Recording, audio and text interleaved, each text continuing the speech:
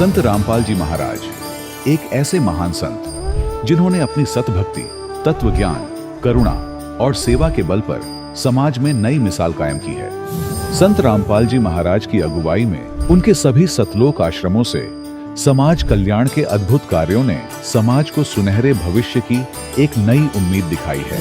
संत रामपाल जी महाराज से नाम दीक्षा लेने के बाद लाखों लोगों की लाइलाज बीमारियां जैसे कैंसर, एड्स आदि ठीक हुई। संत जी के ज्ञान से प्रेरित होकर उनके अनुयायियों ने लाखों यूनिट रक्तदान किया। संत जी ने लाखों बहन बेटियों का दहेज मुक्त विवाह करवाया।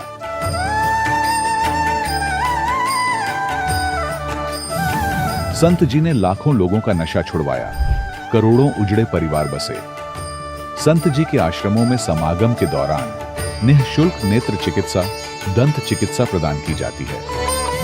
संत रामपाल जी महाराज द्वारा समय समय पर पर्यावरण संरक्षण के उद्देश्य से बड़े स्तर पर वृक्षारोपण किया जाता है।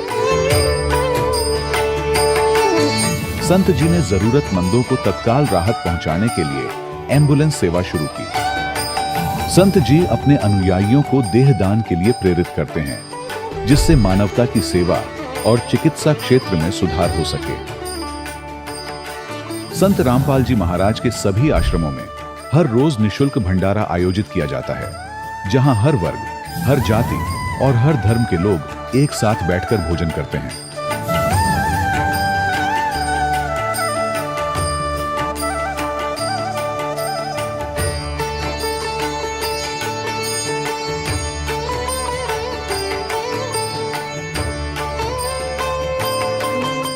संत रामपाल जी महाराज की अन्नपूर्णा मुहिम ने गरीब और बेसहारा लोगों के जीवन में एक नई ऊर्जा और उम्मीद को जन्म दिया है। घर घर खाद्य सामग्री और जरूरी मदद पहुंचाकर संत रामपाल जी महाराज ने लोगों को दुख और मजबूरी से लड़ने की ताकत प्रदान की है।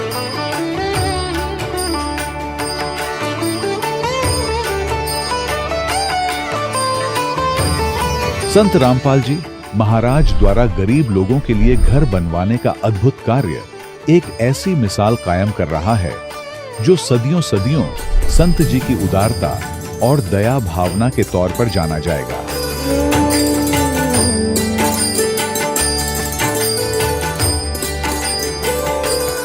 संत रामपाल जी महाराज के आश्रम में हजारों बुजुर्गों को सम्मान और प्यार के साथ जीवन जीने का अवसर मिलता है। उनके खाने, रहने और स्वास्थ्य की पूरी जिम्मेदारी संत रामपाल जी महाराज उठाते हैं। अनाथ बच्चों के लिए संत रामपाल जी महाराज के सभी आश्रम किसी वरदान से कम नहीं। यहाँ उन्हें शिक्षा, संस्कार और भविष्य के लिए बेहतर अवसर प्रदान किए जाते हैं। चाहे बाढ़ हो, भूकंप या महामारी, संत रामपाल जी महाराज और उनके अनुयायी हमेशा ही जरूरतमंदों के लिए सबसे आगे खड़े रहते हैं। कोविड महामारी के दौरान संत रामपाल जी महाराज के आश्रमों से करोड़ों लोगों के लिए भोजन, दवाइयां और जीवन रक्षक सामग्रियां उपलब्ध कराई गई। चाहे गरीब की मदद हो या किसी शोषित और पीड़ित वर्ग के हक और सम्मान की लड़ाई, संत रामपाल जी महाराज ने हमेशा ही उनकी दबी आवाज को सरकारों तक पहुंचाया है और उन्हें उचित न्याय दिलवाने में अहम भूमिका अदा की है। समाज में आध्यात्मिक और सामाजिक मूल्यों के प्रति जागरूकता लाने में संत रामपाल जी महाराज हर कदम पर मानवता के सच्चे सेवक साबित हुए हैं। संत रामपाल जी महाराज का जीवन हमें सिखाता है कि सच्ची सेवा वही है जो निस्वार्थ भाव से की जाए। आइए हम भी इस महान सेवा के कार्य में इस महान संत से जुड़ें और संत रामपाल जी महाराज से नाम दीक्षा लेकर अपने जीवन को धन्य बनाएं।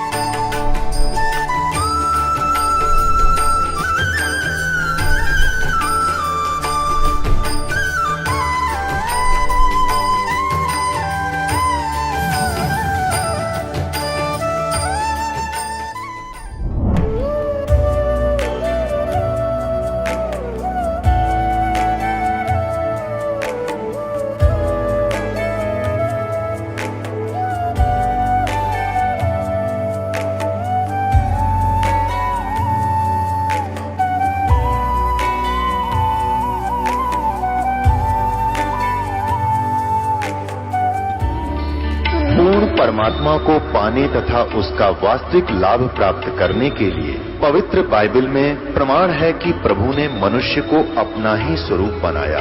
6 दिन में सृष्टि रचकर 7वें दिन विश्राम किया। कुरान शरीफ में प्रमाण है कि हजरत मोहम्मद को खुदा स्वयं कह रहे हैं कि मैंने तुम्हें उस परमात्मा की महिमा बताने के लिए भेजा है। वो परमात्मा कबीर है जिसने 6 दिन में सृष्टि रची तथा 7वें दिन तख्त पर जा विराजा। उसकी खबर किसी बाखबर से पूछकर तो देखो। कृपया अवश्य सुनिए जगत गुरु तत्वदर्शी संत रामपाल जी महाराज के अमृत वचन। सत साहिब दर्शकों, तकदीर में लिखे लेख कोई मिटा नहीं सकता। जो कर्मों में लिखा है वो भोगना ही पड़ेगा। पर आज इसके विपरीत हमारे सामने छत्तीसगढ़ का एक अनोखा किस्सा आया है। इनसे मिलिए। ये हैं राजेश्वरी जी, जो कि बलोद बाजार छत्तीसगढ़ से हैं। इनके पति जुए की लत में इस कदर डूबे थे कि जिसके कारण इनके पति ने घर का सब सामान बेच दिया। आर्थिक समस्याओं का इन्हें बहुत सामना करना पड़ रहा था और इनके पति की नशे की लत ने तो इनका जीवन ही बर्बाद कर दिया था। राजेश्वरी जी के जीवन में गृह क्लेश झेलना तो आम बन गया था। यहाँ तक कि इनके और इनके पति के रिश्ते में तलाक की नौबत आ गई थी। परंतु 28 मई 2013 का वो शुभ दिन, जिस दिन से इनके जीवन में खुशियों ने दस्तक देनी प्रारंभ कर दी। जी हां दर्शकों, इस दिन इन्हें मिली तत्वदर्शी संत रामपाल जी महाराज जी की शरण। संत जी के शुभ आशीर्वाद से इनकी तकदीर में लिखे लेख बदल गए और समस्याओं से राहत मिली। इनकी माइग्रेन की समस्या दूर हुई और अब घर में अपना जीवन सर्व सुख शांति से जी रहे हैं। सिर्फ इतना ही नहीं, बल्कि और भी न जाने कितने अनेकों चमत्कार इनके साथ हुए, जिसे पूरा जानने के लिए अब आप सुनिए राजेश्वरी जी की जीवन परिवर्तन की सच्ची कहानी, उन्हीं की जुबानी। नमस्कार जी। सत साहिब सर। क्या नाम है जी आपका? राजेश्वरी दासी। कहाँ से हैं जी आप? बलौदा बाजार जिला छत्तीसगढ़ से। संत रामपाल जी महाराज से नाम दीक्षा आपने कब ली? 28 मई 2013 को। राजेश्वरी जी, आपने क्या क्या भक्ति साधनाएं की हैं अभी तक? कृपया हमारे दर्शकों को बताएं। हम कबीर पंथी में जुड़े हुए थे दामाखेड़ा से। मेरे पिताजी ने नाम ले रखा था, वही भक्ति करते थे और मैं श्री कृष्ण भगवान की और शंकर भगवान की भक्ति करती थी। तो फिर आप संत रामपाल जी महाराज जी की शरण में कैसे गईं? मेरी माँ जी अपने मायके गई हुई थी, वहाँ से उसके भतीजा ने उसको ज्ञान गंगा पुस्तक दी। फिर वो लाए, उसको पढ़ के हम परमात्मा का ज्ञान समझे। संत रामपाल जी महाराज का सत्संग देखते थे 2012 से, तब हमको सब समझ में आ गया। फिर हमारी शादी नहीं हुई थी उस समय, तो 2012 में हम जुड़ नहीं पा रहे थे। शादी होने के बाद 2013 में गए नाम दीक्षा लेने के लिए। संत रामपाल जी महाराज से सतलोक आश्रम में जाकर नाम दीक्षा लिए। तो क्या लाभ मिले आपको संत रामपाल जी महाराज से नाम दीक्षा लेने के बाद? सर, शादी होते ही मेरे सिर में बहुत ज़्यादा दर्द रहता था, बहुत ज़्यादा दर्द रहता था। यहाँ पे बहुत गर्म हो जाता था दर्द के मारे। और मेरे पति मुझे उस समय दीक्षा नहीं लिए थे, तो ये तांत्रिक वगैरह के पास लेकर जाते थे और वो सब घोटी वगैरह सब निकालते थे सिर से। उससे कुछ नहीं हो रहा था, सिर का दर्द ज्यों का त्यों ही था। तब हम ज्ञान समझ चुके थे उससे पहले, तो इससे कुछ नहीं होने वाला, हम वहीं जाएंगे। तब हम परमात्मा के पास शरण में गए, दीक्षा लिए और परमात्मा ने हमें आशीर्वाद दिए। संत रामपाल जी महाराज ने हमारे सिर पे हाथ रखा। हमने कहा, परमात्मा हमारे सिर में बहुत दर्द रहता है, मालिक दया करो। संत रामपाल जी महाराज ने कहा, बेटा भक्ति करो, सब ठीक हो जाएगा। तब से लेकर आज तक हमारे सिर में कोई दर्द नहीं है सर। सिर के दर्द की वजह से हम भाटापारा जो शहर है वहाँ एक डॉक्टर के पास भी गए थे, तो उसको दिखाए तो उसने कहा ये माइग्रेन है, ये दवाई खाओगी फिर भी ऐसे रहेगा, ठीक नहीं होगा दवाई से, ऐसे बोले थे वो। जिंदगी भर आपका दर्द ऐसे रहेगा, ये माइग्रेन है, ऐसे रहता है, ठीक नहीं होता। तब हम परमात्मा की शरण में गए, संत रामपाल जी महाराज जी के आशीर्वाद दिया मालिक ने, तब हमारा सिर का दर्द ठीक हुआ। और सर, मेरे बच्चेदानी में सूजन हो गई थी, मेरे कमर में बहुत ज़्यादा दर्द रहता था। तब हम डॉक्टर के पास गए तो उसने कहा कि आपको सोनोग्राफी करवानी पड़ेगी। तो हमने सोनोग्राफी करवाई तो उसमें कहा कि आपके बच्चेदानी में सूजन है, या तो आपको ऑपरेशन करवाना पड़ेगा या फिर आपको दवाई खाना पड़ेगा। तो हमने कुछ नहीं किया सर, घर आ गए, परमात्मा से प्रार्थना लगाई संत रामपाल जी महाराज जी से कि परमात्मा बच्चेदानी में सूजन कह रहे हैं और ऑपरेशन के लिए बोले हैं, और दूसरे दिन फिर आदेश आया कि सब ठीक हो जाएगा। तब हम फिर से 4 दिन बाद चेकअप करवाने गए ज्योति हॉस्पिटल में। तो वहाँ वो मैडम ने बोला, चेक करते करते ही बोला, किसने बता दिया बेटा आपको, आपके बच्चेदानी में कोई प्रॉब्लम नहीं है, आप बिल्कुल ठीक हैं। ये संत रामपाल जी महाराज जी ने हमें लाभ दिया। बहुत ज़्यादा दर्द रहता था सर, मैं घर का काम भी नहीं कर पाती थी और मेरे 2 बच्चे थे, उनको संभालना मुश्किल हो गया था सर। परमात्मा ने बहुत सारे लाभ दिए, मालिक ने। ये मेरी रिपोर्ट है सर। मैं इसको जब रिपोर्ट करवाई तो डॉक्टर ने बोला था कि आपको या तो ऑपरेशन करवाना पड़ेगा या फिर आपको दवाई खानी पड़ेगी। तो हमने ना ऑपरेशन करवाया ना दवाई खाई, संत रामपाल जी महाराज जी से प्रार्थना लगवाई थी। उसी के बाद से मैं बिल्कुल ठीक हूँ सर, कोई दर्द नहीं है, बिल्कुल ठीक हूँ। और एक बार मेरे कमर से लेकर पैरों तक बहुत ज़्यादा दर्द हो रहा था सर। मैं खड़ा भी नहीं हो पा रही थी, घर का कोई काम भी नहीं कर पा रही थी। फिर परमात्मा से प्रार्थना लगाई, फिर ठीक हो गया सर। और मेरी बच्ची एक छोटी, जब मैं प्रेगनेंसी थी उसको, छोटी वाली को, तो 5वां महीना चल रहा था, फिर बीच में ही वो मिसकैरेज का मतलब खतरा हो गया। तो मैंने परमात्मा का चरणामृत पी लिया और रात को एक भगतमती का इंटरव्यू आया कि मैंने चरणामृत पी तो मेरा वो बच्चा सही हो गया, ठीक हो गया। तो मैंने भी ऐसे की तो तुरंत ही वो जो आया था वो बंद हो गया, मालिक की दया से, संत रामपाल जी महाराज जी की दया से। और वो बच्ची 7वें महीने में जन्म ले ली और आज बहुत तंदुरुस्त है, 3 साल की हो चुकी है। और मेरे पति बहुत शराब पीते थे सर, जुआ भी खेलते थे।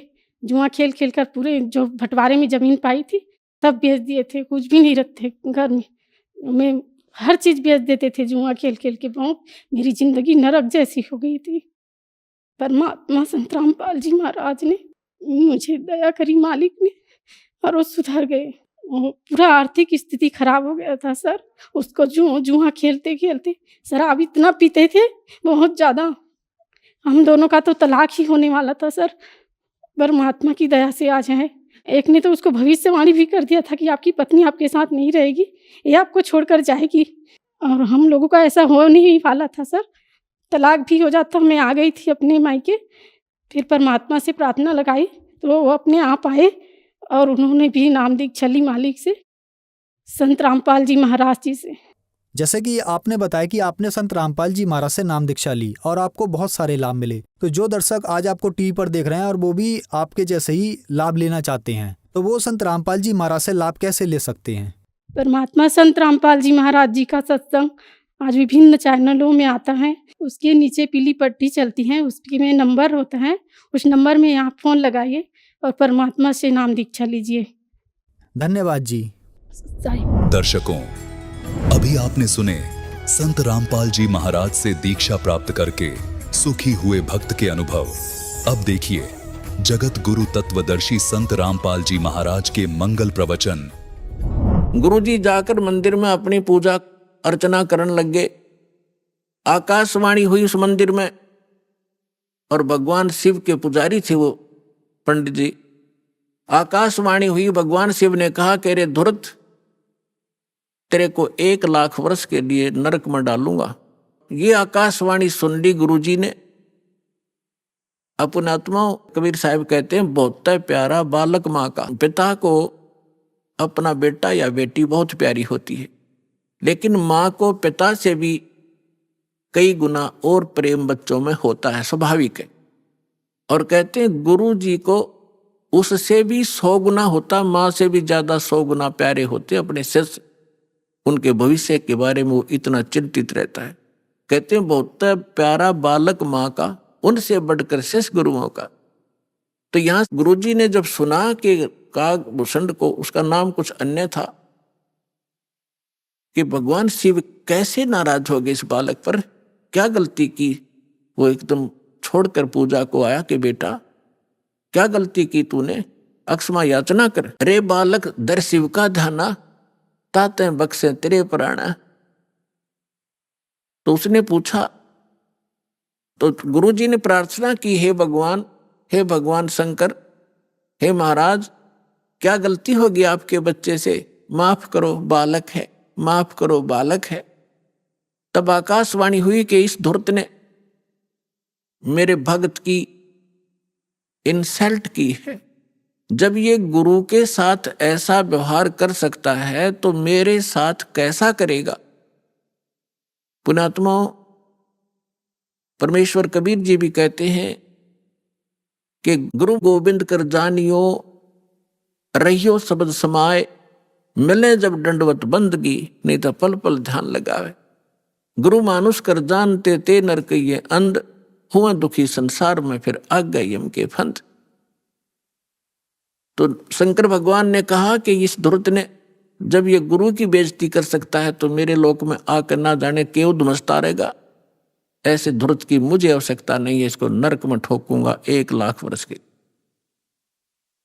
अब गुरु जी ने फिर कई घंटों तक प्रार्थना की, आपका बालक है, बच्चा है, क्षमा करो दाता, कुछ हल्की सजा करो इसकी। तब उसने कहा कि भी देखो मेरा वचन खाली नहीं जागा, जो बोल दिया ये वापस मैं ले नहीं सकता, इसको नरक में तो रहना पड़ेगा, लेकिन वहां यमदूतों से इसको कष्ट नहीं होने दूंगा। अब काकभूषण कहता है फिर मेरी कुछ समय के बाद मृत्यु होगी, मुझे 1,00,000 वर्ष तक नरक में रहना पड़ा, लेकिन वहां यमदूतों ने भगवान शंकर की आज्ञा से मुझे कष्ट नहीं दिया, लेकिन रहना पड़ा नरक में। अब उदाहरण के लिए दास आपको सुनाता है कि जैसे कोई वर्तमान सरकार का मंत्री है और मंत्री का कोई मित्र है, उसकी किसी कारण से जेल हो जाती है, तो वो मंत्री उसको जेल से नहीं छुड़वा सकता। वहां के कर्मचारी अधिकारियों को, जेल सुप्रिटेंडेंट को कह देगा कि इसको कुछ नहीं कहना, तो रहेगा जेल में, लेकिन वहां उसको दिक्कत कुछ नहीं करेंगे। तो वह सजा तो होएगी, वह दिक्कत हो या ना हो, कहने का भाव ये। तो फिर यो काकभूषण क्या बताता है कि उसके बाद मैं 1,00,000 वर्ष नरक न भोगे के फिर मेरा जन्म हुआ। उस समय मेरा भक्ति बीज गिर गया, वो उस जन्म में, उससे पहले मेरा भक्ति बीज पड़ा नहीं था। उसके बाद फिर देखो, कहते मेरा जन्म हुआ, भक्ति की प्रेरणा बनी रही, इधर उधर भटकता रहा, संतों के पास गया, और जैसे कुछ संतों से ऐसा वैसा ज्ञान सुना कि भगवान तो निराकार है, निर्गुण है, उसी की भक्ति करनी चाहिए, सरगुण की भक्ति से कोई लाभ नहीं है, ये मेरे आत्मा में अन्य संतों से ज्ञान ग्रहण करके घर कर गई थी। यह बात एक दिन लोमस ऋषि कथा कर रहे थे, वहां जाकर मैं कथा सुनूं था, और लोमस ऋषि जी सरगुण के ऊपर कथा कर रहे थे, सरगुण भगवान के ऊपर। तो मैंने कहा कि ऋषि जी सरगुण तो सब नाश हो जाए, मैं तो हूं निर्गुण का अधिकारी, मुझे तो निर्गुण कथा सुनाओ भगवान की। लोमस ऋषि ने बहुत से प्रमाण दिए कि बेटा सरगुण बिना निर्गुण क्या गावे। अगर भगवान को आपने सरगुण में नहीं देखा तो निर्गुण का क्या लाभ उसका। अब जैसे वृक्ष बीज के माही, जैसे बीज के अंदर वृक्ष होता है, जैसे वृक्ष बीज सब ठोरा, जब उग गए तब दिखे मोरा। एक आम का गुठली है और वह गुठली के अंदर वो आम निर्गुण रूप में है, निराकार समझो, जैसे तुम निराकार कहते हो, तो उस निराकार का क्या करेगा। आम का तो ये बता देंगे इस गुठली में आम है, पेड़ है, पूरा वृक्ष है इसके अंदर, तो इसके बताने से तुझे क्या लाभ हुआ। अब उस बीज को बीजा जावे गुठली को, फिर वो पौधा बने, फिर वो पेड़ बने, और फिर वो आम लगे, तो सरगुण बिना निर्गुण के गावे। तो भगवान का लाभ जो है सरगुण से ही होगा, निर्गुण के गीत गान तो नहीं होगा। अब कहने लगे मेरे ये उदाहरण बहुत से उन्होंने दिए, पर मेरी बुद्धि में ग्रहण नहीं हुए। मैं उनके साथ ऊट पटांग अभद्र तरीके से प्रश्नोत्तरी करता रहा, यानी मजाक तौर पे। लोमस ऋषि ने मुझे श्राप दे दिया कि तेरा चंडाल के घर जन्म होना चाहिए, तेरे जैसे दुष्ट करे चंडाल, जा चंडाल बन। अब मुझे इतना एहसास हुआ कि मेरे से गलती हुई, मैंने क्रोध नहीं माना, और मैं जो भी उन्होंने मुझे फटकारा डांटा, मैं ऐसे मायूस होकर देखता रहा। फिर मैंने हाथ जोड़कर चरण पकड़ के प्रार्थना की, हे ऋषि जी, इस दास को जन्म तो कहीं दे देना, पर एक आशीर्वाद दे दो, मुझसे गलती तो बन ही गई कि मेरी इस भक्ति की भूल ना पड़े। तब उस ऋषि ने वो आशीर्वाद दे दिया, ठीक है बेटा, जन्म तो तेरा चंडाल काग के घर होगा, लेकिन याद बनी रहेगी भगवान की। तो फिर उसने बताया कि मेरा एक काग चंड नाम का काग था, देवता, और ब्रह्मा जी की पत्नी अपनी हंसनी को लेकर जो ऋतु पर आई थी, उसको गर्भवती कराना था, काग चंड के यहाँ लेगी। उनके संयोग से फिर मेरा जन्म हुआ। ऊपर से मुंह तो मेरा काग का है और नीचे का सारा शरीर देवताओं जैसा मनुष्य का है उसका। फिर क्या बताया उसने, जो मुझे आज जो वस्तु मिली, जो भक्ति मिली, एक जोगजीत नाम के संत मिले, ये परमात्मा थे। कहते हैं गोता मारूं स्वर्ग में जा बैठूं पाताल, गरीब दास ढूंढता फिरूं अपने हीरे मोती लाल। कहते हैं फिर एक जोगजीत नाम के एक संत मिले, वही परमात्मा स्वयं संत रूप में कहीं भी प्रकट हो जाते। तो उन्होंने मुझे वो ज्ञान सुनाया, गुरु जी मैंने कभी सुना नहीं था, लेकिन प्रारंभ में जब मैंने ज्ञान सुना, मेरे मन में बड़ा जो है दुख हो रहा था कि ये विष्णु जी और ब्रह्मा जी और शिव जी से ऊपर कोई शक्ति बता रहा है। लेकिन मुझे वो डर था कि संत के साथ बेअदबी नहीं करनी चाहिए, क्योंकि मैं पहले भुगत भोगी था। लोमश ऋषि के साथ मैंने उठपटांग प्रश्नोत्तरी करके मैं बड़ा दुख पाया था। मैं उनसे विवाद नहीं किया, लेकिन नम्रता से प्रश्न करता रहा, मन में फिर करता रहा। अंत में ऐसा समझ में आया, गुरु जी आज मैं जिस अतिथि में आज मैं हूं, और जो ज्ञान मुझे प्राप्त है और जो भक्ति मुझे प्राप्त है, शायद किसी को होगी। तो कहने का भाव ये है कि उसमें भक्ति बीज पड़ा कितनी कठिनता से, कि 6 महीने तक ज्ञान सुनता रहा, नाम लेने की नहीं सोची। इतना अंदर हमारे जो पाप कर्म घर कर चुके होते हैं, जो जिन्होंने किसी जन्म में भक्ति ना की हो, और फिर भक्ति की शुरुआत हुई और परमात्मा ने उस आत्मा को अपनी शरण में लेने के लिए सारी क्रिया की। लोमश ऋषि से पहले उसको इतना डरवा दिया, यदि उस समय लोमश ऋषि कागभूषण को वो श्राप नहीं देता, वो डर उसके दिल में ना होता, तो परमात्मा का ज्ञान तो पुण्यात्माओं वो कभी नहीं सुन सकता था। आज आप देखते हो जितने भी पुण्यात्मा यहाँ आए हैं, आपने पहली बार यो ज्ञान सुना होगा तो आपकी सुई कभी 100 पर, कभी 0 पर, कभी ऊपर कभी नीचे हुई होगी। ये क्या बक रहा है, कहाँ से ले आइए ज्ञान। और फिर देखे आपने प्रमाण, अब दांतों तले उंगली दबा रहे हो आप। तो कहते हैं 100 छल सीधर मैं करूं अपने जन के काज।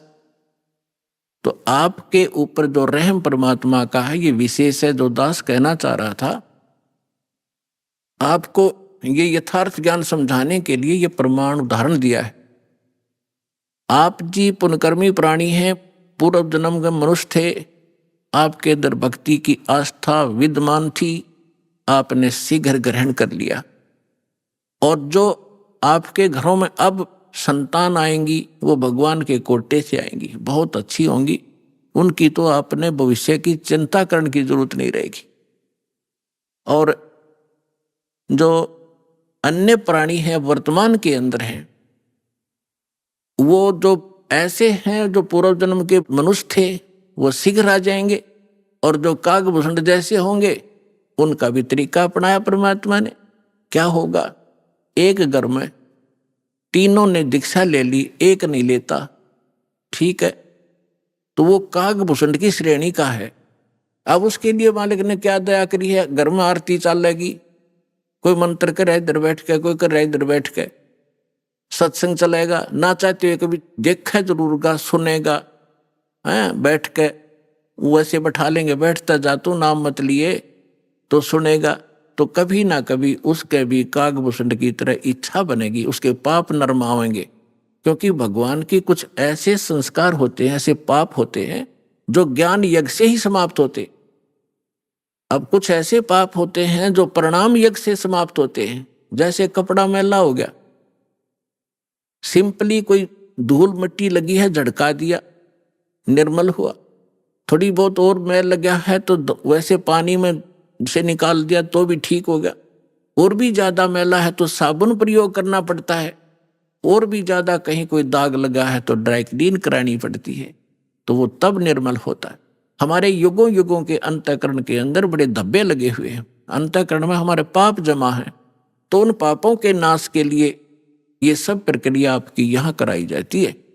5 यज्ञ कराई जाती हैं आपसे। एक यज्ञ है धर्म की। कुछ ऐसे पाप होते हैं जो धर्म करने से ही अक्षीण हुआ करते हैं। एक यज्ञ है धर्म की, दूसरी यज्ञ है ध्यान, परमात्मा का चिंतन, मीन ध्यान, उसकी कसक बने, उसकी एक न्यारी आपको याद बनी रहे, उसको ध्यान कहते। और तीसरी यज्ञ है हवन की। यहाँ पर एक ज्योति यज्ञ किया जाता है, ज्योति हवन कराया जाता है। तीसरी यज्ञ हवन की, चौथी यज्ञ प्रणाम, दंडवत प्रणाम कराया जाता है, जिससे अहंकार नाश होता है और कुछ पाप इस प्रणाम यज्ञ से ही नाश होते। और 5वीं यज्ञ है ज्ञान की। इस ज्ञान के सुनने से, कथाओं के सुनने से भी आपके बहुत से पाप अक्षीण होते हैं। अब जिस व्यक्ति को आप प्रारंभ में चर्चा करते हो परमात्मा की, तो वो नहीं ग्रहण करता, उठ के चल पड़ता है। कबीर साहब कहते हैं, कबीर पिछले पाप से हरि चर्चा ना सुहावे, और कै ऊँगे कै उठ चले ना और बात चलावे। जैसे किसी कर्महीन प्राणी से, संस्कारहीन प्राणी से आप भगवान की चर्चा करने लगते हो, और वो आपका विशेष मित्र भी हो, विशेष नाती भी हो। अब जो ऐसा वैसा व्यक्ति होगा तो 2 बात सुनते उठकर चला जाएगा कि ठीक है मैं फिर आऊंगा, मुझे काम जरूरी है, क्योंकि उसको वो अच्छा नहीं लग रहा, उसको सुहा नहीं रही। और कोई ऐसा मित्र होगा कि उठ नहीं सकता तो नींद आने लग जाएगी, लटके लेगा थोड़ी देर में। या फिर कोई विषय बदल देगा कि सुन मेरी बात सुना, सा है वहां फलाना था, सा फलाना था, वहां जाना है, वहां चलेगा। वो सुन ही नहीं सकता क्योंकि उसको वो अच्छा नहीं लग रहा। तुलसीदास जी कहते हैं, तुलसी पिछले पाप से हरि चर्चा ना भावे। भाव माने अच्छी नहीं लगे। जैसे कहते हैं मैंने, मुझे रोटी नहीं भाती, मुझे नहीं अच्छी लगती। तुलसी पिछले पाप से हरि चर्चा ना भावे, और जैसे जवर के वेग से भूख विदा हो जाए। अब जिस व्यक्ति को बुखार हो गया हो, जवर हो जाए, मलेरिया, तो उसको न कोई भी पदार्थ है वो कड़वा नजर लगता है, महसूस होता है। जैसे रोटी खाएगा, 1 टूक 1 ग्रास नहीं खा सकता, वो कड़वा लगता है, थूकने को दिल करता है। ना काजू खा सकता, ना किशमिश खा सकता। मनुखा दाग को भी कड़वी बताता है। अपने आत्माओं ना मनुखा दाग कड़वी है, ना वो भोजन कड़वा है, ना खीर कड़वी है। कड़वा क्या है कि उसके बुखार ने, जवर ने, टेम्परेचर ने उसके शरीर की व्यवस्था इतनी बिगाड़ दी कि उसको मीठी वस्तु भी कड़वी लग रही है। अब उसका ट्रीटमेंट क्या है, उसका विकल्प क्या है कि उस मलेरिया बुखार को नरम करना पड़ेगा। बुखार उतरे बिना वस्तु स्वादिष्ट लगे नहीं। अब रोटी कड़वी लग रही है, मनुखा दाख कड़वी लग रही है, तो उसका ट्रीटमेंट क्या है? कड़वी गोली ही खानी पड़ेंगी कुनीन की, और ना चाहते भी खानी पड़ेंगी। और उनके खाने से फिर वो जबर ठीक होगा। जब जबर उतर जाएगा और फिर देखना सूखी रोटी सब्जी छोड़ भूख लगेगी। जब घर वाले कहें सब्जी बना दो ना, रोटी दे फटाफट, सब्जी तो फिर देखूंगा। और पहले सब कुछ आगे रख देते थे तो भी खाने को दिल नहीं करता था। ठीक इसी प्रकार जो प्रथम बार जिसके ऊपर परमात्मा रजा बख्शते हैं किसी भी कारण से, किसी के माध्यम से सत्संग सुनाने की, तो वो ऐसा व्यक्ति जिसके पिछले पाप कर्म घने बढ़े हुए हैं, तो उसकी आत्मा के अंदर उस जबर के कारण उस मीठी वस्तु परमात्मा की चर्चा ग्रहण करने का वो व्यवस्था नहीं है, वो खराब हो चुकी है। तो उसके लिए क्या तरीका है कि ना अच्छी लगे तो भी सत्संग में बैठा रहे और सुनता ही रहे, जैसे कैसे भी सुनता रहे, चाहे अच्छी लगो या ना लगो। तो उस परमात्मा के वचन में, परमात्मा की वाणी में इतनी शक्ति है कि वो ना सुने, चाहे वहां वैसे बैठा रहे, और चाहे वो सो भी जा, जहां आरती चल रही हो, बाल जैसे कोई लेट गया, नींद आ गई, चलो लेट जा, सत्संग चल रहा है तो बैठ गया, बैठा रहे, चाहे कुछ भी सोचता रहे, ना सुने, चाहे दूसरे कमरे में बैठ जाए लेकिन कानों में ये सुनती हो, तो वहां भी असर करेगी ये वाणी, उसके शरीर के पाप को, अंतःकरण के वो पाप कट जाएंगे जो ज्ञान यज्ञ से कटने होते हैं। अब जैसे एक पहले क्या होता था, सभी उपचार आध्यात्मिक तरीके से होते थे। वो भक्ति तो उनके पास थी नहीं, साधु संतों के पास। जनता में खाना रोटी प्राप्त करने के लिए वो क्या करते थे, कोई जंतर मंत्र सिद्ध कर लेते थे, कोई तो सांप का, सर्प का जहर उतारने का मंत्र सिद्ध कर लिया, किसी ने बिच्छू आदि का जो जहर विष उतारने का मंत्र सिद्ध कर लिया, किसी ने कोई जाड़ जोड़ झाड़न का मंत्र सिद्ध कर लिया। ये कोई मोक्ष मार्ग तो नहीं था उनके पास, पर ऐसे सिद्धि कर लेते थे। तो जैसे एक सर्प का विष उतारने वाला व्यक्ति एक मंत्र सिद्ध कर लेता है, और जिसको सर्प ने डस रखा है वो अचेत पड़ा है, बेहोश पड़ा है, और वो जो सर्प का विष उतारने वाला व्यक्ति एक मंत्र बुदबुदाता है, बोलता है, वो अचेत व्यक्ति ना उसको सुन पा रहा है ना समझ पा रहा है, और तो भी वो अपना काम कर रहा है, उसके विष को उतार देता है, वो व्यक्ति सचेत हो जाता है, उसका जीवन दान हो जाता है। ठीक इसी प्रकार परमेश्वर की जो अमर वाणी है कबीर साहब और गरीबदास जी की, और उन महापुरुषों की जिनको भगवान मिले हैं, उनकी वाणी स्वसिद्ध होती है, उसको सिद्धि करने की आवश्यकता नहीं होती। और उस वाणी का उच्चारण जहाँ भी हो रहा हो, वहाँ चींटी पर भी, पशु पक्षियों पर भी, पेड़ पौधों पर भी उनका असर हो रहा है। वो दूसरी बात है कि उनके वो धीरे धीरे असर होगा, पेड़ पौधों पर बहुत देर में होगा, पशु पक्षियों पर उनसे शीघ्र होगा, और मनुष्य पर पशु पक्षियों से भी शीघ्र होगा। और उसके बाद फिर वो जो व्यक्ति टर्न वाइज मनुष्य जीवन प्राप्त है, उनको भी परमात्मा इस विधि से अब अपने चरणों में लेंगे। तो जब धर्मदास जी को परमात्मा ने कहा कि भाई अभी ये मूल मंत्र और मूल ज्ञान, ये सार नाम अपने परिवार को भी मत बताना, अब धर्मदास जी को चिंता बनी कि हे भगवान, मेरे को आपने 42 वंश का आशीर्वाद दे दिया, क्योंकि धर्मदास जी एक अच्छी आत्मा थे, लेकिन संसार के व्यवहार में वो घनाग्रस्त था। पहले उनको एक पुत्र था नारायण दास, और नारायण दास निकम्मा था, काल का दूत था, उसने परमात्मा के ज्ञान को ग्रहण नहीं किया, एक भी वचन सुना नहीं, उठकर चला जाता था। तो धर्मदास जी को ये चिंता बनी। धर्मदास जी ने कहा कि भगवान आप तो समर्थ हैं, मेरे पुत्र को शरण में ले लो, इकलौता पुत्र है, काल के हाथों चढ़ जाएगा, इसका जीवन नाश हो जाएगा। तो परमात्मा ने कहा बे धर्मदास, ये खुद ही काल का दूत है, तेरे घर पर भेज दिया, क्योंकि काल को पता था आप एक अच्छी आत्मा हो, और अच्छी आत्मा के घर पर एक आधा ऐसा व्यक्ति कोई कारण बनाकर काल भेज ही देता है। तो परमात्मा ने लास्ट में अपनी दिव्य दृष्टि देकर धर्मदास जी को उसके पुत्र नारायण दास की वास्तविकता दिखा दी। विकराल चेहरा, लंबे लंबे दांत, ओछा माथा। तो परमात्मा ने कहा कि ये दूत आया हुआ है, काल का स्पेशल भेजा हुआ है तेरी भक्ति नाश करने के लिए। इस बात से धर्मदास चिंतित हो गया कि हे भगवान, ये तो सचमुच ये तो लड़के के कवर में मेरा दुश्मन बैठा है।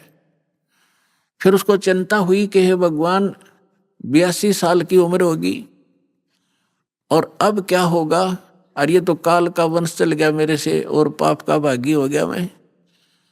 तो परमात्मा ने कहा कि ऐसे व्यक्ति का वंश नहीं चला करता। तो परमात्मा बोले जी इसका नहीं चलेगा तो मेरा भी वंश नाश हो गया। हे भगवान अब क्या होगा, मेरा क्या होगा, मेरा वंश कैसे चलेगा। तो परमेश्वर ने कहा कि तू चिंता ना करे, तेरे को 42 पीढ़ी दे दी मैंने, तेरा 42 पीढ़ी तक वंश चलेगा। तब धर्मदास जी कहने लगे इस काल का वंश चलेगा भगवान, इससे अच्छा तो ना चले। यो परमात्मा बोले नहीं, मैं और तेरे को एक पुत्र दूंगा, उससे तेरे 42 पीढ़ी वंश चलेगा। ये अब इन्होंने गलत व्याख्या कर रखी है, कबीरपंथी जो दामा खेड़ा वालों ने एक भ्रमणा फैला रखी है कि जो दामा खेड़ा की गद्दी से नाम लेगा उसका ही मोक्ष होगा। कबीर साहब ने 42 पीढ़ी को आशीर्वाद दे रखा है, 42 पीढ़ी को नाम देने का आशीर्वाद नहीं दे रखा। धर्मदास की चिंता मिटाने के लिए ये कहा था कि तेरे को 42 पीढ़ी का वंश दे दिया, तेरा वंश चलेगा और मोक्ष उसका होगा जो सद्भक्ति करेगा, पूरे संत जो मेरे अधिकारी संत से लेगा। तो फिर उसको 10 महीने के बाद एक चूड़ामणि उर्फ मुक्तामणि नाम का एक पुत्र उसकी पत्नी से जन्म हुआ परमात्मा के आशीर्वाद से। उनसे फिर उनकी ये 42 वंश चले। फिर धर्मदास जी को चिंता हुई, परमात्मा ने कहा कि अपने वंशजों को भी ये मूल ज्ञान नहीं बताना, मूल मंत्र नहीं बताना, सार नाम नहीं देना। अब धर्मदास जी ने फिर कलेजा पकड़ लिया और बैठ गया चिंता करके। परमात्मा बोले क्या बात होगी भक्त? कहने लगे क्या बताऊं गुरुजी, क्या बताऊं भगवान, आपने तो ऐसी ही प्रतिज्ञा करा दी कि मेरे वंशजों को भी नाम नहीं देना, सार नाम नहीं देना, सार नाम बिन मुक्त नहीं हो सकते, सतनाम भी नहीं बताना। आप कह रहे हो कि पहला पहला मंत्र देना, इनका मुक्ति क्यों करोगी भगवान? लाला जी था वो सेठ, धर्मदास जी बनिए के घर जन्म था उसका, वैश्य था। अब टोटे नफे को घना शीघ्र समझा था वो, तो उसको चिंता बन गई है, भगवान वंश तो दे दिया आपने, इनका ये पार क्यों करोगे? तब परमात्मा ने कहा कि तू चिंता ना करे, कलयुग के अंदर आगे चल के धर्मदास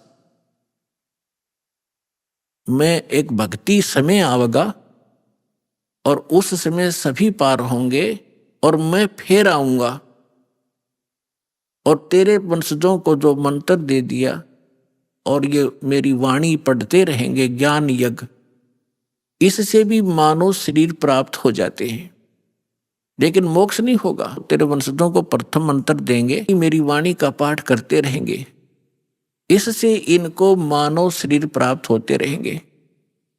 तब धर्मदास जी ने कहा जी फिर मानव शरीर का क्या बनेगा जब सार नाम नहीं मिला, सतनाम नहीं मिला था, तो ज्ञान से परिचित हो चुका था वो। तब परमात्मा ने कहा कि आगे चल के जब ये भक्ति योग शुरू होगा तब मैं फिर आऊंगा और फिर तो सारी सृष्टि को पार करूंगा, तेरे बच्चे भी पार होंगे, तेरे वंशज भी पार होंगे। अब क्या बता रहे परमात्मा के धर्मदास, एक बार मेरा और इस काल का, यहाँ के किस ब्रह्मांड के मालिक ब्रह्म का एक संवाद हुआ था। इसने मुझसे प्रतिज्ञा करा ली थी कि 3 युगों में जीव थोड़े ले जाना और चौथे युग में आप कितने ही जीव मुक्त करा लेना। तो मैंने इसको तथावस्तु कर दी थी, ठीक है जो तू कह रहा है वो मुझे स्वीकार है। परमात्मा ने कहा कि फिर मैंने उससे कहा था कि जब चौथा युग, जब कलयुग आई तब हम अपना अंश पठाई। जब चौथा युग कलयुग आवेगा, उस कलयुग के जो बीचली पीढ़ी होगी, बीचली पीढ़ी का समय बताया है परमात्मा ने कि कब ये भक्ति स्टार्ट होगी, बीचली पीढ़ी कहाँ से स्टार्ट होगी। जब कलयुग बीतता 5500 पाचा तब ये वचन मेरा होगा साचा। तो 5505 कलयुग कब बीता है? सन 1997 से। और 1997 में इस दास को परमेश्वर कबीर जी मिले थे।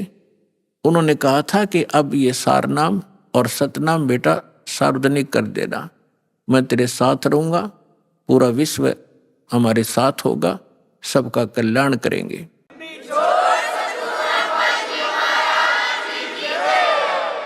तो परमात्मा ने धर्मदास जी से कहा था कि काल से मेरी वार्ता हुई थी, तब मैंने काल से कहा था कि विनती तोर मान में लीनी, कि जो तूने विनती की है काल के 3 युगों में थोड़े जीव ले जाना, चौथा युग जब कलयुग आवे तब तब शरण जीव बहु जावे, ऐसा वचन हर मोह दीजे, तब गमन संसार ही कीजिए। तब परमात्मा ने कहा था विनती तोर लीन में मानी, और मोह को ठगे काल अभिमानी। फिर परमात्मा ने कहा कि चौथा युग जब कलयुग आई, तब हम अपना अंश पठाई। जब चौथा युग कलयुग आवेगा तब हम अपना अंश अपनी प्यारी आत्मा को भेजूंगा। अब उसको ये कहे कि मैं आऊंगा या ऐसे आऊंगा, तो वो काल नहीं समझ पावा था। इसलिए परमात्मा कहते हैं सो छल छिद्र मैं करूं अपने जन के काज। तो क्या बताया था कि चौथा युग जब कलयुग आई, तब हम अपना अंश पठाई। काल फंद छूटे नरलोई, काल का फंद काल का बंधन छूटे नरलोई, सब नर नारियों का ये बंधन छूटेगा और सकल सृष्टि परवानिक होई। पूरा विश्व मंत्र लेगा, परवानिक माने दीक्षित होगा।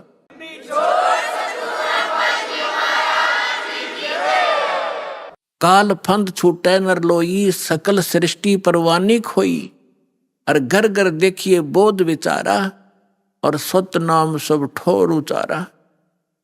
पुण्यात्माओं, यहाँ पर आप देखोगे परमात्मा कबीर जी की महिमा और लीला, एक समर्थ के काम आप देखोगे। अभी तो आप बच्चे हो, फिर हिसाब लगाने लगोगे कि सचमुच ऐसा काम भगवान बिन हो सकता है। आपने गांव में, नगर में, शहर में आज तक कभी कोई पुस्तक बेचने वाला देखा था? परमात्मा के बच्चों के अतिरिक्त कोई प्याज बेच दे, कोई हरी मिर्च बेचता देखा होगा, कोई टिंडे बेचनिया भी मिल रहा होगा, पुस्तक बेचनिया नहीं मिल रहा। बेचना नहीं है, ये तो वैसे एक परमार्थ के रूप में सेवा कर रहे हैं, बेचते नहीं है। इस पुस्तक की कीमत नहीं बता सकते, लेकिन गांव गांव में ये भेज रहे हैं। तो परमात्मा का आदेश है ये, और लेने वालों की कमी नहीं। परमात्मा के बच्चों को प्रेरणा भी परमात्मा ही करता है कि देखेंगे पढ़कर इसमें क्या लिखा है। एक बार पढ़ ली तो फिर उसमें तो सब कुछ लिखा है। फिर तो सतलोक आश्रम आकर रुकेगी वो आत्मा, जो पुस्तक न पढ़ लेगी तो ज्ञान गंगा ने।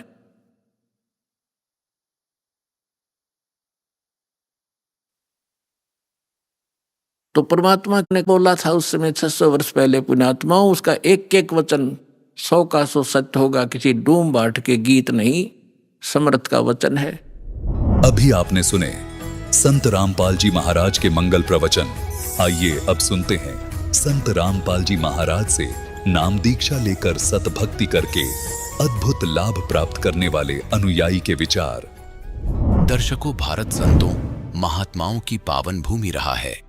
ऐसे ही हम वर्तमान समय में देखें तो धर्म गुरुओं की बाढ़ सी आई हुई है, और पढ़े लिखे लोग भी अपने कष्ट निवारण के लिए इन्हीं अलग अलग गुरुओं को अपनाते हैं। ऐसी ही एक महिला श्रद्धालु के अनुभव से आज हम आपको परिचित करवाने जा रहे हैं। ये हैं शिक्षिका परमीत कौर जी, मुंबई महाराष्ट्र से। इनकी माताजी को भूत प्रेत की समस्या थी, जिसके निवारण के लिए इन्होंने कोई देवी देवता और कोई साधु संत नहीं छोड़ा। इन्होंने आसाराम जी, सुधांशु जी, सतपाल जी, धन धन सतगुरु सहित चेन्नई की जानी मानी कल्कि फाउंडेशन में अपने जीवन का बहुत बड़ा अरसा बिताया है। इन्होंने अपने जीवन में बहुत संघर्ष किया और नकली धर्म गुरुओं के पास काफी पैसा लुटाया, परंतु उन साधु संतों के पास सही भक्ति साधना न होने के कारण इन्हें कोई लाभ नहीं मिला। अपितु पिताजी का व्यवसाय ठप हो गया और कर्जे में डूब गए। इसी दुख की घड़ी का सामना करते हुए इनकी माताजी को टीवी चैनल पर एक पूर्ण संत के विषय में जानकारी मिली और उनके आश्रम में जाने के बाद जो हुआ वह सुनकर आप आश्चर्यचकित रह जाएंगे। जो लाभ इन्हें अन्य धर्मगुरु पैसा लेकर भी नहीं दे पाए, वो लाभ उस आश्रम में उस पूर्ण संत की दिव्य आध्यात्मिक शक्ति ने इन्हें निशुल्क दे दिए। दर्शकों, वो पवित्र स्थान था पूर्ण संत रामपाल जी महाराज जी द्वारा संचालित सतलोक आश्रम। 2013 में वहां जाने के पश्चात इन्हें अनेकों अद्वितीय लाभ हुए। इनकी माताजी की भूत प्रेत बाधा ठीक हुई, इनके पति ने नशा करना त्याग दिया, बच्चे शारीरिक रूप से स्वस्थ हुए और मानसिक व आर्थिक लाभ मिला। अब आप स्वयं सुनिए परमीत जी का साक्षात्कार, उस पूर्ण संत की दिव्य आध्यात्मिक शक्ति का अद्भुत चमत्कार। बहन जी नमस्कार। सच साहिब जी। क्या नाम है जी आपका? मेरा नाम परमीत कौर चंडोक है। परमीत जी कहाँ से हैं आप? मैं मुंबई से आई हूँ, महाराष्ट्र से। क्या करते हैं आप? मैं टीचर हूँ CBSE स्कूल में। संत रामपाल जी महाराज से कब जुड़े आप? मैं 2013 में संत रामपाल जी महाराज से जुड़ी हूँ। संत रामपाल जी महाराज से आप 2013 में जुड़े हैं। इससे पहले भी आप कोई साधना करते होंगे। आप पहले क्या साधनाएं करते थे? जी, मैंने बहुत सारी भक्ति साधना की है। जैसे कि मैं महाराष्ट्र में रहती हूँ, तो मैंने जितने भी देवी देवता हैं महाराष्ट्र में उन सब की भक्ति की है। और फ्रॉम चाइल्डहुड, लाइक मैंने 3 इयर्स की एज से टिल 20 इयर्स तक मैंने भक्ति साधना की है। और मैंने सारे देवी देवताओं की भक्ति की है। गुरुद्वारे में हम जाते थे, गुरुद्वारे की भक्ति की है। आपने संत रामपाल जी महाराज से नाम दीक्षा ली। आपने पहले किसी साधु संत से नाम दीक्षा ले रखी थी? जी सर, आपने बहुत इंटरेस्टिंग सवाल किया है। मैंने ऑल ओवर इंडिया के बहुत सारे साधु संतों से भक्ति की है। जैसे कि आसाराम महाराज है, सुधांशु जी महाराज है, निर्मला देवी है, और कलगी फाउंडेशन करके एक चेन्नई में बहुत बड़ा फाउंडेशन है, वहाँ पर किया है। और मैंने सुधांशु जी महाराज से भी 2 साल सतपाल जी महाराज के पास से भक्ति ली है। और मैंने गोरक्षनाथ के रिलेटेड एक महाराष्ट्र में संत है, तो उनसे नामदान लिया है। और मैंने ऐसा कोई साधु संत नहीं छोड़ा, छोटा बड़ा। जसवीर सिंह ऐसा ही करके एक संत है, उनके पास भी गए थे। तो मैंने टोटल 9-10 संतों से भक्ति ली है। इतने सारे साधु संतों से आपने नाम दीक्षा ली है, उसके बाद आपने संत रामपाल जी महाराज से नाम दीक्षा ली। इतने सारे साधु संतों से आपने नाम दीक्षा ले रखी थी, भक्ति आप पहले कर ही रहे थे, तो फिर संत रामपाल जी महाराज की शरण में आने का कोई विशेष कारण? जी, बहुत बड़ा कारण था कि मेरी मम्मी जो थी उसको बाहर की प्रेत बाधा थी। तो जैसे कि मेरे पिताजी के जो फ्रेंड थे, उन्होंने ही उनके ऊपर एक उनका काम बंद हो जाए, और ये मेरी बातें सुने, इसलिए उन्होंने बाहर की कुछ क्रिया कर रखी थी, बाहर की कुछ करनी जैसे बताते वो कर रखी थी। तो जैसे ही वो किया तो उससे मेरी मम्मी इतना परेशान हो जाती थी कि उसको वो तकलीफ़ होने के बाद में न वो खाना बना पाती थी, न वो कुछ कर पाती थी, तो वो बिल्कुल हेल्पलेस हो जाती थी। तो उसके बाद फिर मेरे पिताजी का काम एकदम ज़ीरो हो गया। उसके बाद हमने सोचा कि हमें किसी ने बताया कि आप गुरुओं के पास जाओ, एक संत बनाओ, गुरु बनाओ। तो मेरे पिताजी ने सबसे पहले आसाराम महाराज के पास गए हमको लेकर। उन्होंने बोला पूरी फैमिली जाओ, ये भक्ति लो, नाम करो। हम आसाराम महाराज के पास गए। सबसे मेन कारण था, हमने वहाँ पर 5 साल भक्ति की है। उन्होंने जो भी बताया, मेरी मदर ने, हम सब ने, पूरी फैमिली ने नाम लिया है। 5 साल हमने आसाराम महाराज जी के पास किया है, लेकिन वहाँ से मेरी मम्मी को कोई लाभ नहीं हुआ। तो मेरी मम्मी को बहुत ज़्यादा बाहर की बाधा पीड़ा की तकलीफ़ थी, और मेरे पिताजी का काम डे बाय डे ज़ीरो हो गया था। मैं 8th स्टैंडर्ड में थी, मेरे पढ़ाई का खर्चा एवरेज हाई लेवल पे चल रहा था। मेरा एक ब्रदर था, उसका भी पढ़ाई का खर्चा बहुत हाई था, तो हम ये सब एक्सपेंसेस एफोर्ड नहीं कर पा रहे थे। बहन जी, आप विभिन्न संतों के पास गए, आखिर आपकी समस्या क्या थी कि आपको इतने सारे संतों के, महंतों के, इतने सारे बाबाओं के आपको चक्कर लगाने पड़े? आखिर आप लोगों को समस्या क्या थी? सर, ये जो परेशानी थी, जो हमारी बाहर की जो तकलीफ़ जो मेरी मम्मी को होती थी, तो जब हम उनके पास जाते थे, मैंने सतपाल जी महाराज के पास गई हूँ, उन्होंने मुझे जो नाम दिया है, तो वो नाम आज संत रामपाल जी महाराज बताते हैं कि ये ऐसा ऐसा नाम है। मैंने वहाँ पर प्रैक्टिकली वो नाम का जप 2 साल किया है। आसाराम महाराज जी ने जो नाम मंत्र हमको दिए थे, जो सरस्वती मंत्र हमको दिया था बचपन में, वो नाम मैंने 5 साल तक किया है। और गोरक्षनाथ के पास 7 मंत्रों का जाप दिया था, जो मैं 108 की माल मैं करती थी। मैं आज आपके सामने एक लाइव एग्जाम्पल हूँ कि मैंने इतने गुरुओं के पास जाकर इतनी भक्ति की है। उन्होंने जो साधना दी है वो मैंने प्रैक्टिकली की है। मैं किसी भी संत के पास फेक बात नहीं कर रही हूँ, मैं खुद का सेल्फ एक्सपीरियंस आज बता रही हूँ आपको कि मैं उनके पास जाकर मैंने इतने years 20 years of my life मैं उनके पास गई हूँ। 2-2 साल मैंने उनके साथ रहकर वो भक्ति की है जो उन्होंने दी है। और ये मैं खुद एक्सपीरियंस करके आई हूँ कि वहाँ पर क्या, मैंने खुद उनका प्रचार भी किया है कि ये संत है, आप इनके पास जाओ। तो वो मैंने जो प्रचार किया वहाँ पर, उस भक्ति से मुझे लाभ नहीं हुआ। तो फिर आपको कैसे आराम मिला? आपकी जो सारी बाधाएं थी, वो जो परेशानियां थी, कैसे ख़त्म हुई फिर वो सारी परेशानियां?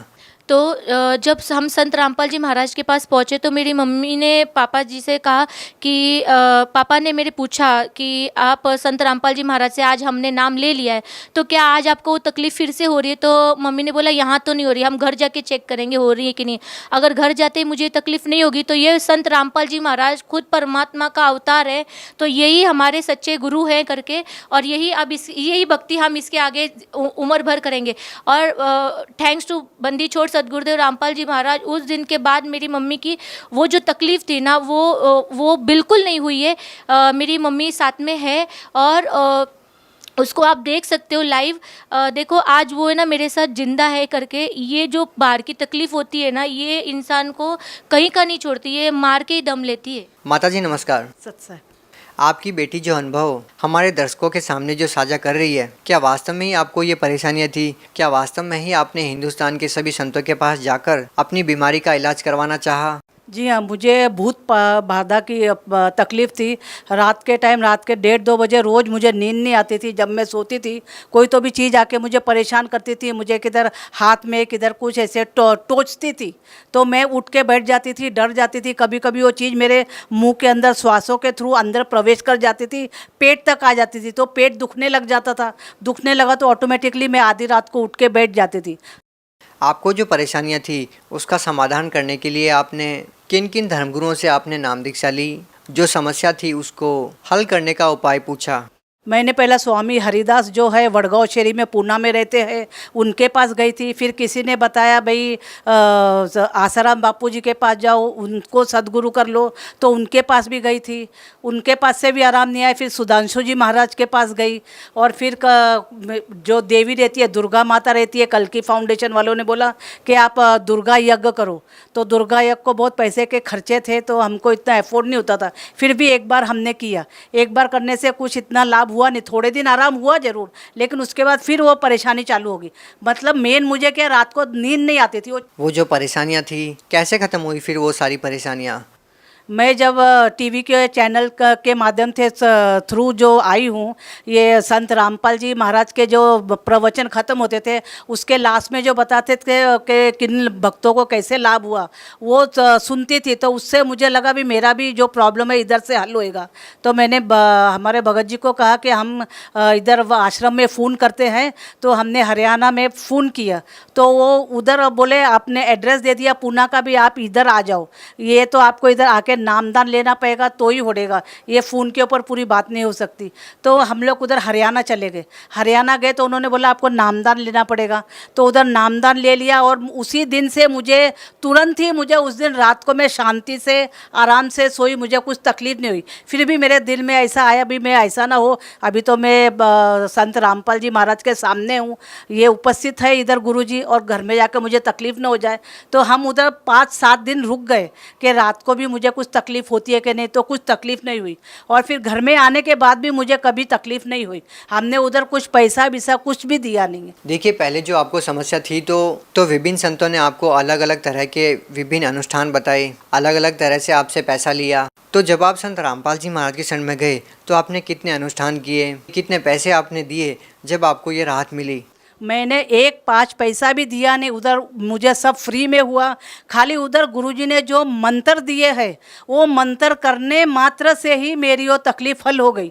उन्होंने जब लाइन में लग के आशीर्वाद दिया, हालांकि मैंने उनको बताया भी नहीं था भाई मुझे ये तकलीफ़ है, लेकिन वो तो अंतर्यामी है, वो तो परमात्मा है, वो तो स्वयं जानते हैं भाई मेरे बच्चे को क्या तकलीफ़ है, वो स्वयं ही जान गए। उन्होंने मुझे आशीर्वाद दे दिया और मैं ठीक हो गई। आपने हिंदुस्तान के उन सभी नामी गिरामी संतों से नाम दीक्षा ली जो आज के दिन टीवी चैनलों पर प्रसिद्ध हैं, लाखों लोगों का प्रतिनिधित्व करते हैं, लेकिन आपकी माताजी की जो भूत प्रेत की बाधा थी वो किसी भी संत से दूर नहीं हुई। आपकी ज़िंदगी में जितने भी कष्ट थे वो किसी भी संत से दूर नहीं हुए, लेकिन जब आपने संत रामपाल जी महाराज से नाम दीक्षा ली तो आपके सभी वो दुख दूर हो गए। तो संत रामपाल जी महाराज से नाम दीक्षा लेने के बाद आपको और क्या राहत मिली जो आप लेना चाहते थे? सर मुझे सिर्फ संत रामपाल जी महाराज के पास से नाम मात्र लेने से जिस दिन मैंने नाम ले लिया उसके बाद मेरे हस्बैंड बहुत ड्रिंक करते थे और मैंने 20 साल भक्ति क्यों की थी कि शायद मैं लाइफ जब मेरा मैरिज होगा उसके बाद मुझे कुछ परेशानी नहीं होगी। इतनी सारी देवी देवता की भक्ति करने के बाद इतने यज्ञ, डे एंड नाइट यज्ञ किए मैंने, मंदिरों में माथा टेका है, हार फूल चादर वादर जितना भी मटेरियल था मैंने सब भक्ति भाव से चढ़ाया है। ऑल सब मैंने उपवास, हर दिन के उपवास मैंने कर लिए हैं और इतना करने के बाद मैरिज के बाद मेरे ऊपर बहुत दुखों का पहाड़ टूट गया।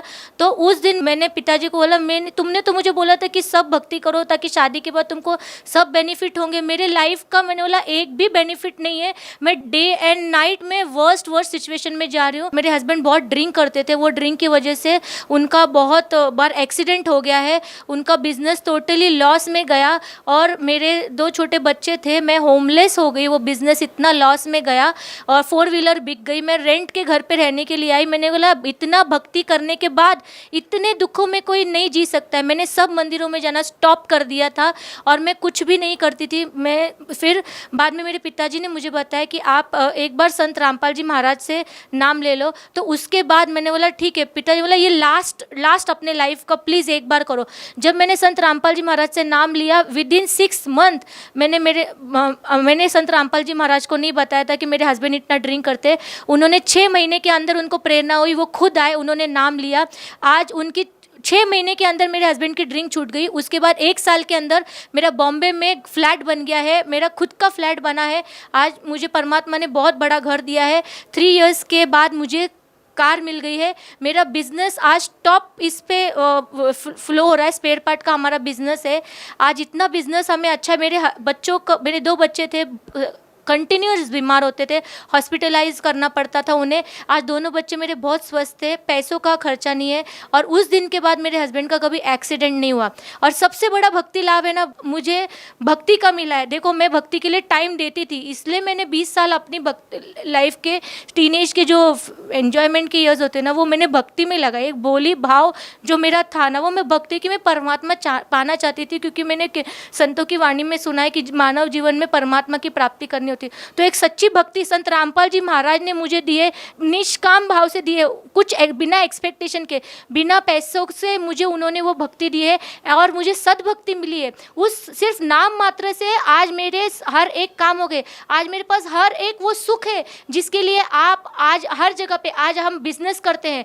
आज यंग जनरेशन है ना भक्ति नहीं करती है, क्या बोलती है उतना ही टाइम हम बिजनेस में लगाएंगे ना हमको ये फैसिलिटीज़ मिलेगी। आज नाम मंत्र से भक्ति की जो सही भक्ति, सद्भक्ति जो वेदों में लिखी है, गीता में लिखी है, कुरान शरीफ में लिखी है, बाइबल में लिखी है, वो सब भक्ति से आज मुझे इतना लाभ हुआ है ना कि आज मेरे घर में हर वो सुख है।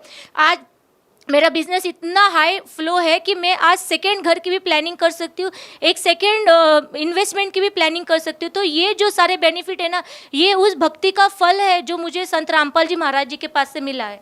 बहुत बहुत धन्यवाद। सच साहेब।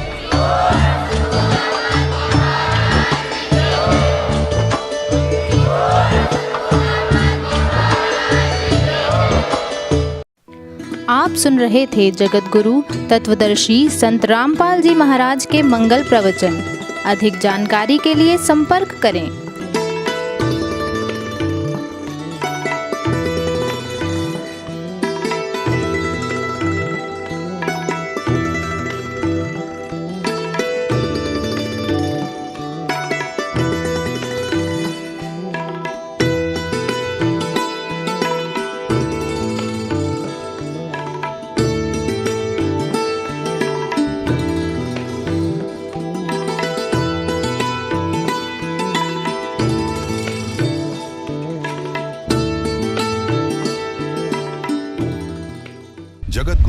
तत्वदर्शी संत रामपाल जी महाराज जी के पावन सानिध्य में भक्ति की अलख जगाने तथा श्रद्धालुओं को सत्य भक्ति मार्ग का रास्ता दिखाने हेतु कनाडा के लोकप्रिय channel the TV NRI channel पर जगत गुरु तत्वदर्शी संत रामपाल जी महाराज जी के मंगल प्रवचनों का प्रसारण प्रतिदिन सुबह 7:30 बजे से 8:30 बजे तक तथा रात्रि 7:30 बजे से 8:30 बजे तक किया जा रहा है। इस सत्य भक्ति मार्ग को अपनाने के लिए अधिक से अधिक सत्संग प्रसारण देखें। इस सत्संग प्रवचन का सीधा प्रसारण संत रामपाल जी महाराज लाइव सत्संग YouTube चैनल और जगत गुरु संत रामपाल जी महाराज Facebook पेज पर भी देख सकते हैं।